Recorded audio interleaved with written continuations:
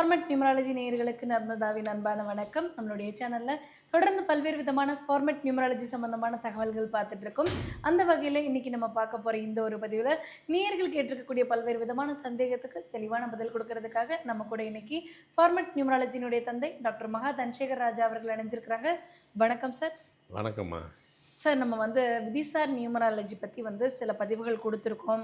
ஏன்னா நம்ம விதிசார் நியூமராலஜி எப்படி பார்க்கணும், அது எப்படி தெரிஞ்சுக்கிறது, அது எப்படி செயல்படுது அப்படின்னு சொன்னாலுமே கூட, சார் எங்களுக்கு இன்னும் கொஞ்சமே விதிசார் நியூமராலஜி பற்றி தெரிஞ்சுக்கணும், ஏன்னா அது ரொம்ப இன்ட்ரெஸ்டிங்காக இருக்குது, நீங்கள் இன்னும் கொஞ்சம் தெளிவாக எங்களுக்கு அதை பற்றின விளக்கங்கள் கொடுங்க அப்படின்ற மாதிரி நிறைய நேயர்கள் கேட்டிருக்காங்க சார்.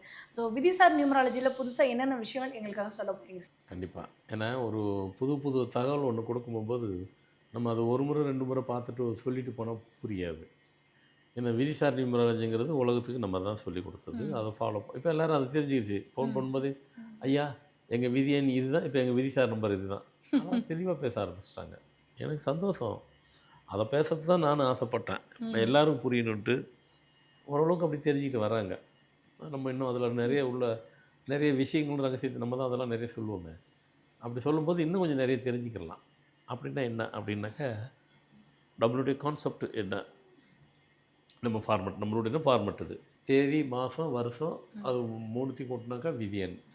கடைசி நம்பர் தான் விதி எண். இது விதி எண் கடைசி 5வது தான், அதுதான் விதிசார் நம்பர். அது விதிசார் நம்பர்னு சொல்லலாம், பிரசன்ன எண்ணுன்னு சொல்லலாம். ஏன்னா இப்படி பார்த்துட்டாக்கா அது விதிசாரன், அதை தனியாக எடுத்து அனலைசேஷன் தனியாக போட்டு பார்த்தா அதுக்கு பிரசன்ன எண், அதுக்கு பேர்.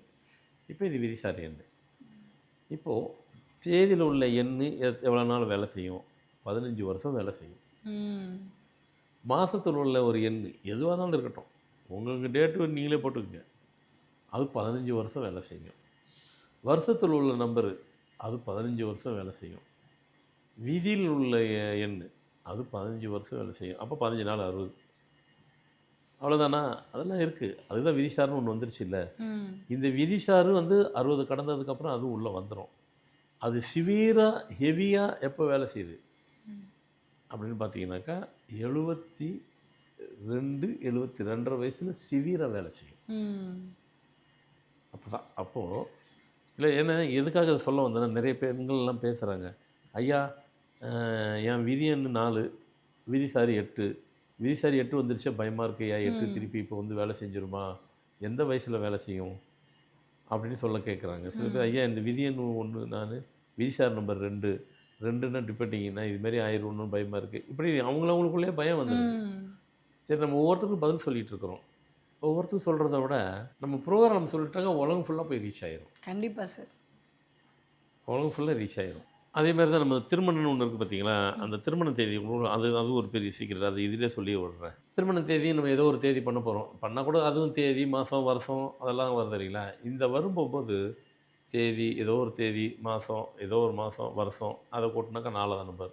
உடனே மனுஷன் போடுற மாதிரி அது விதியெல்லாம் போடக்கூடாது, இங்கே வெறும் நம்பராக தான் போடணும். இந்த திருமண தேதியில் முதல் நம்பருக்கு 15 வருஷத்துக்குள்ளே உங்கள் லைஃப்பை அது தீர்மானிக்கும். அந்த நம்பர், அது என்ன நம்பர் வச்சுருக்கீங்களோ உங்கள் உங்கள் உங்கள் தேதிக்கு அந்த நம்பர் அது தீர்மானிக்கும். 2வது மாதத்தில் 15 வருஷம் அது தீர்மானிக்கும். 3வது உள்ள நம்பர் அது தீர்மானிக்கும். 4வது அது தீர்மானிக்கும். உங்கள் தேதியோட திருமண தேதியும் உங்களுக்கு சைமல்டேனியஸாக தீர்மானிக்கும். இது எப்படி சைமல்டேனியஸாக அது தீர்மானிக்கும்? உடனே அதுக்கு விதிசார் நம்பர் போடாதீங்க, அது வர உங்கள் டேட்டை பார்த்து தான் விதிசார்.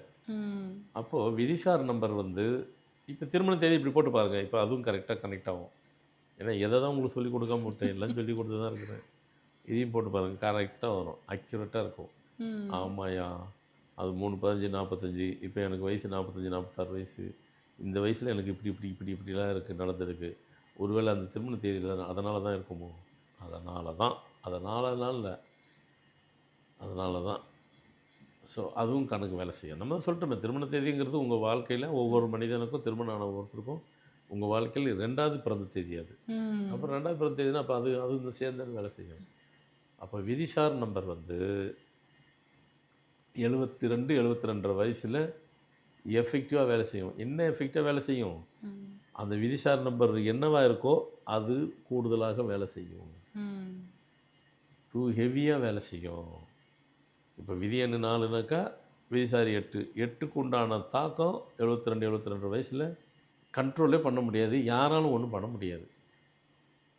அந்த அளவுக்கு இருக்கும். அதுக்கு உண்டான ஃபார்மல் நியூமராலஜி அப்ளை பண்ணுறோம், அது செகண்டரி. அது எல்லாத்துக்குமே பண்ணிகிட்டு இருக்க முடியும். முதல்ல முடியாது. விஷயத்தை தெரிஞ்சுக்கிறோம், உள்ள கிரகிச்சிக்கிறோம், உள்வாங்கிக்கிறோம். அப்போ அந்த மாதிரி ஒரு சூழ்நிலையை உங்களை கொண்டு போய் அது விட்டுரும் விதி சார். ம். விதி சார் உங்களுக்கு சூழ்நிலையை கொண்டு போய் விடாமல் இருக்கிறதுக்கு. அப்போ இதிலேருந்து நீங்கள் ஒன்று ஈஸியாக புரிஞ்சு கொள்வது என்ன அப்படின்னா, நம்ம ஃபார்மேட் என்ன சொல்ல போகிறோம், பேரை மாத்திரம் எழுதிட்டு இருங்கன்னு ம். சொல்ல போகிறோம். அப்போது எழுதுறது எவ்வளோ நாள் ரொம்ப பேர் கேட்குறீங்க பாருங்கள், அதுக்கு உண்டான பதில் தான் இப்போ சொல்ல போகிறது. எவ்வளோ நாள் மட்டும் கேட்கவே கேட்காதீங்க. நான் 1.5 வருஷம் சொல்லுவேன், 2.5, 3.5, 4, 5 வருஷம் கூட சொல்லுவேன். ஒவ்வொரு மனிதனும் அப் டு லைஃப் வரைக்கும் எழுதுங்க. ஏன்னா விதிசாரி 72 வயசு வரைக்கும் வேலை செய்யுது. ம். அது அங்கே 72 வயசு வரைக்கும் அங்கே அது வேலை செய்யுதுன்னு சொன்னால் அப்போ தான் ஹெவியாக செய்யப்போ போகுது. சேஃப்டிக்கு நம்ம எழுதிட்டாக்கா சேஃபர் இடத்துல நம்ம நின்றுக்கலாம் இல்லையா? ம். எந்த சுச்சுவேஷன்லையும் நம்மளை காப்பாற்றிக்கிறது யார்? நாமளே. நாமளே என்னது? நியூமராலஜி பேர். அப்போ விதிசார் நியூமராலஜி 72 வயசில் தான் வேலை செய்ய துவங்கும். ஹெவி 60 வயசில் ஸ்டார்ட் ஆயிரும். ம். ஹெவியாக உங்களுக்கு எஃபெக்டாக கொடுக்குறது 72 வயசில் தான். பயப்பட வேண்டாம். இது எல்லா நம்பருக்கும் பொருந்தும். நான் உதாரணத்துக்கு தான் அப்படி சொன்னேன், 4 சொன்னேன், 1க்காக தான், 2க்காக தான், 9 வரைக்கும் அதான். ஸோ அப்போ விதிசார் நம்பர் நியூமராலஜி பற்றி நீங்கள் கவலைப்பட தேவையில்லை. ம். இது எப்போங்கிறது இவ்வளோ தான். இப்போ எனக்கு 30 தாங்க ஆகுது. இப்போ நான் விதிசார் நியூமராலஜி பற்றி கவலைப்படணும் பட வேண்டாம். கவலையே படாது, உங்கள் பாட்டு வேலையை பாருங்கள். உங்கள் எண்ணுக்கு என்ன என்னுடைய தாக்கம் இருக்கோ அதுதான் வேலை செய்ய போகுது. விதிசார் உங்களுக்கு வேலை செய்யாது, உங்களை கட்டுப்படுத்தாது, கனெக்ட் ஆகாது. கவலைப்படாதீங்க. அதை புரிஞ்சுக்கிறதுக்கு தான் சொல்லப்பட்டது.